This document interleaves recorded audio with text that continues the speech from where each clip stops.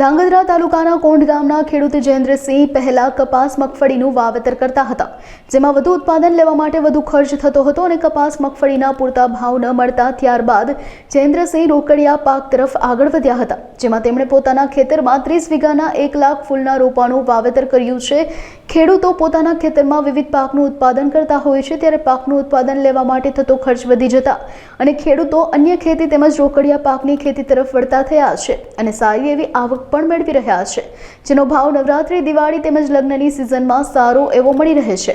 50 થી 60 રૂપિયામાં પ્રતિ કિલો વહેંચાય છે। ખેડૂતોને ડબલ આવક થઈ શકે તે માટે ઓછા ખર્ચે વધુ ઉત્પાદન કરવા માટે આવા રોકડિયા પાક તરફ બીજા લોકો વળે તેવું સૂચન પણ ખેડૂત બીજા ખેડૂતોને કરી રહ્યા છે। પોતે તો સારી આવક મેળવી રહ્યા છે, સાથે જ બીજા લોકોને રોજગારી પણ આપી રહ્યા છે, જેના કારણે મજૂર વર્ગને પણ આવક મળી રહી છે।